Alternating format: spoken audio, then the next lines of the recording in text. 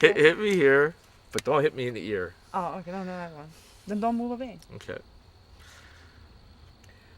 I'm sure glad that we got away from those inbred people. And I'm glad you let me have sex with you when you still had Elaine's face on. It was so good for my sex life. Spiced it up. It felt like I had sex with a new woman.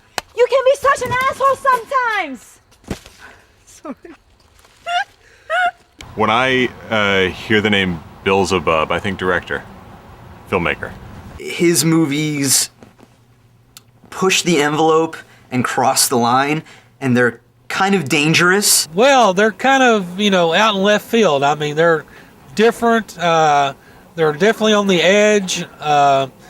They represent a whole new meaning of B movies. He's one of those glorious hacks. I don't believe that Bill Zebub is a hack. He's a guy that is completely aware of all of his flaws as a filmmaker, which in a way makes you a better filmmaker. I think Bill Zebub is a very rare breed. One of the few working independent movie makers that follows his heart and his artistic vision. I tell you, I don't have the balls to do half the stuff that he does, and it's amazing that he gets away with half the things he does, and he hasn't been killed yet. I find his work refreshing. What I love most about his movies is the honesty. And that brutal honesty, that is what distinguishes him among all of these genre directors sort of struggling to make zombie movies and monster movies and all this. That Bill, in spite of all the resources that he does not have, in spite of all of that, he's able to shine through as a truly honest director. And I see a lot of genre movies, and there's such a sameness about them. It's the same this, it's the same that. You can predict that, you can predict that. But with Bill's films, okay, he has many of those elements, but you can never predict it. And the brutal honesty, even about the horrible flaws in his filmmaking, are just put right out there. And that is, for me, what makes him so endearing as a filmmaker. On your mark. Get set. Go.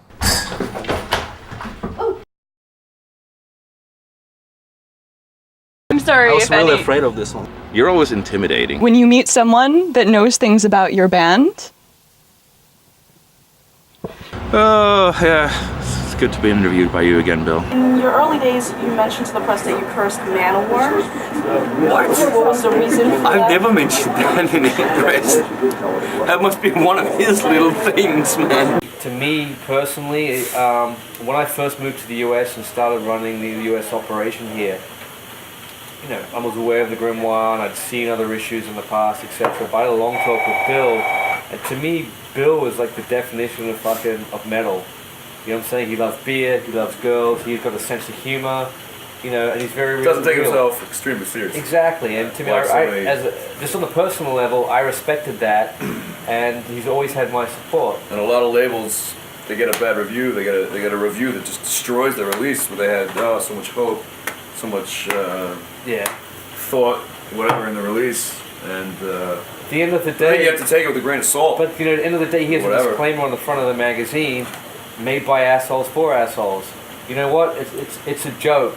If you don't get it, don't be a fucking sensitive Sally and get fucking all upset about it. Yeah, it's entertainment. You know what I'm saying? It's pure entertainment. Yeah, it's and that's why we support Bill. It's so funny that all these bands, all these labels, what? Some people. Well, it goes as far as death threats, whatever the hell it goes to, wow. and some people. Who knows? Some people, I guess, take themselves and what they do way too seriously. We're not trying to put a fucking man on. I think the grimoire just puts them in their place almost, because hey, what are you? You're one of the 10,000 bands, or whatever. Yeah. Well, I think it's more talking about label people, and I wasn't even aware that people boycotted him, but. Oh, well, I guess those people, they think they're putting a man on the moon or whatever. That's how serious what they do is, and But at the grimoire itself, it's complete entertainment.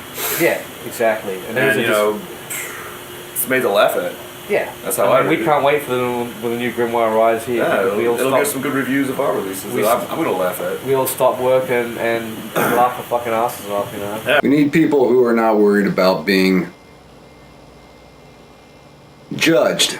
We need artists. An artist should say their piece, create art, and let anybody who can't handle it ignore it. I think the first thing you need to understand about Bill Zebub, that he is metal.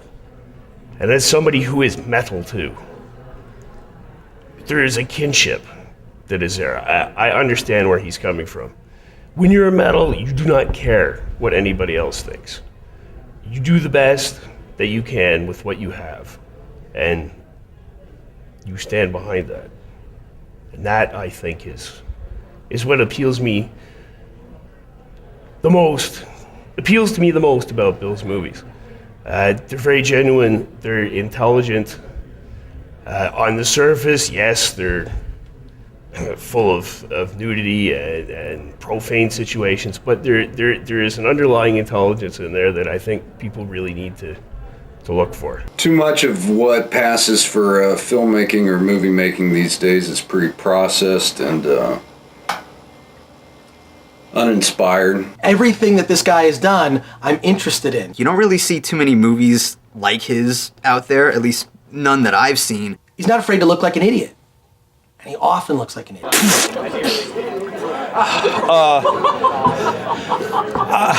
I met him once, and he's the scariest man I've ever met. I don't want to do this. Nobody on this panel is lowbrow. I am lowbrow. You ever thought about why some company would call their tuna Bumblebee? I mean, what's so appetizing about that? People get pissed off when there's bugs in the food. Right? To me, I don't care whether it's a cute bumblebee or a cockroach. Bumblebee tuna, cockroach tuna, a bug is a bug. I'm not eating any bugs!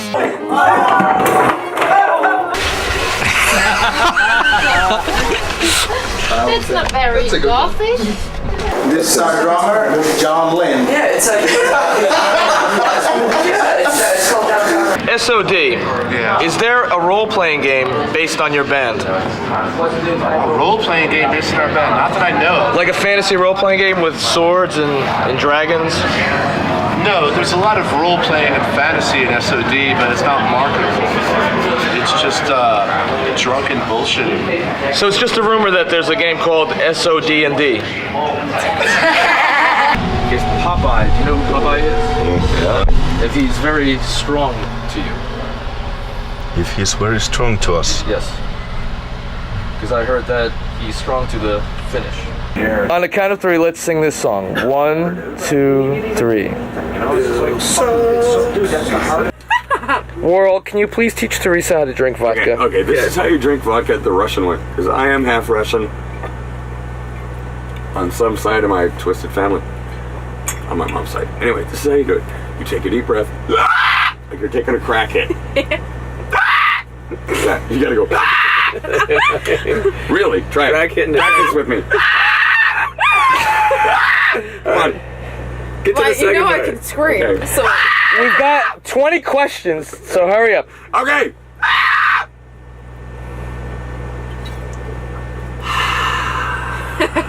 You made finished flag skirts, and that was No, like... we... I can't sing, Dingleberry. Did one of you at one time wear a monk outfit? Yeah, that would be the Trollhorn. Yeah, well, not former. But the keyboard player who doesn't play shows with us anymore. Right. Except the fella.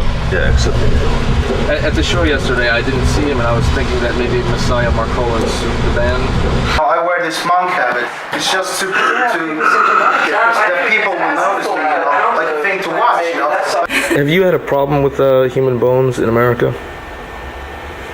Is that illegal to have human? No, I hope not. I'd collapse if I didn't have.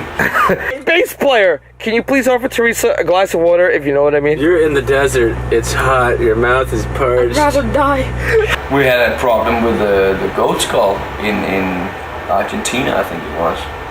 getting to one of the planes, you know, it was Can like... you just say it's plastic, or can you just lie and say it's a prop? It's King doesn't lie. That's right. That's one thing. But the other thing is that I think you can tell, you know. Finlandia, it's like Finland glacier water. As a woman, do you listen to My Dying Bride to satisfy your womanly hunger? I'm the drummer. I'm the low drummer. I don't sing. Are you holding me? All right, you will be the metronome. Mary had a little Can you please do it on top of... Wait. Lemon fish was right. Slower, not allegro. Fuck you, Bill. Do you find the vocals to be sensuous, like Pete Steele? It's just hippie punk. He's walking through my house. He kicks over a very expensive bottle of wine. Mary had a little. What are you doing, man? Come on, it's the metronome. You gotta pay. I know, guys. I'm keeping it slow. Girls, join in, please. Mary had a little lamb, little lamb, little lamb. Mary had a little lamb. Bill, eat my dick. Come on, FCC safe. Is there any chance to get old demos of Theater of Tragedy, or did that band feel so ashamed of the older material that they say no? Well, the first demo which was ever made or recorded by Theater of Tragedy was, I think we paid about 50 euros or something, which is about, $50. No way, 50 euros? You cannot even buy a pizza for that. All right, here we go. Ready? On 4. 1, 2, 3, 4. Mary had a little lamb, little lamb, little lamb. Mary had a little lamb. Bill, such my dick. Come on, it's gotta be for the radio. No, we did that.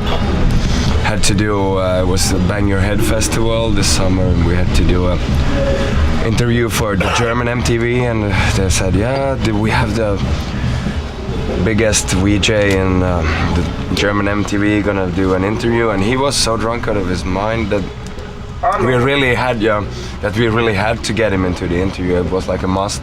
So the only thing about the interview was he tried to rip his pants off and accused them of burning Lapland, and then he passed out on a cactus. And I'm squeezing your balls with my elbow. Come on! You did it once before. You're so gay. You just married to fool the world that you're not gay, but you're gay. Only a homo would wear those shorts. Like, come on. That is correct. Cannibalism is illegal in Finland, right? I would suppose so. Your outfits are gonna be. You're gonna wear pants next time.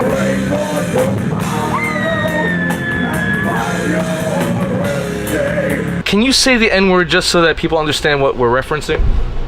I'm sorry, that might have made it seem that I trapped you into insulting Natalia. That's not what I meant. It's just funny. Oh yes, that's exactly what you tried to do, but you did not succeed. I have heard that over there they don't like to have pits during shows, that it's just an American phenomenon.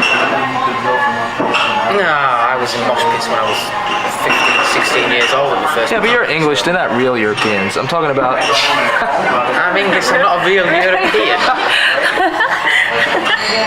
Answer's not funny. The kind of irresponsible crap masquerading as journalism in the pages of the grimoire. That crap makes my tumor swell, man. But that's really kind of crossing the border. Really? Yes, it is. Is it like... No, you know it is. That's why you're doing it. Okay, take your hands up like this. Alright. You fold in your ring finger. And there by you form AW. No, ring finger. Help her, coach her. You spread it out a little bit more. Oh yeah. No. So? That was a lot of fun. Yeah. So, you're doing the W for witchery. I have one question. It should be brief, and it's not embarrassing. Listen to me. I guess you think this is very funny, but for me it's actually pretty fucking annoying. Cannibal Corpse. Would you ever eat a member of your band for free publicity? No. The band that lives up to its name? I would not eat any of those guys. Do it right!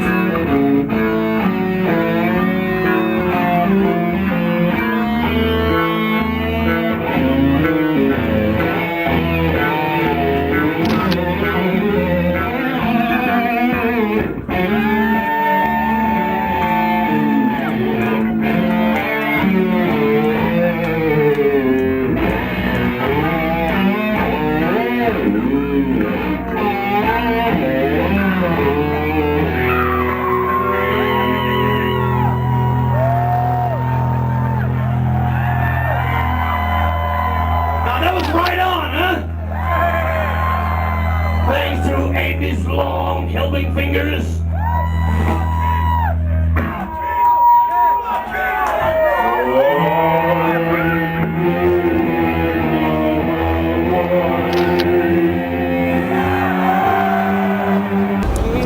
How you doing? I was covered in blood earlier. Can you just confess that you're wearing high heels and I'm actually a very tall specimen? This guy, this little sperm specimen, is actually pretty tall because I'm short without these shoes.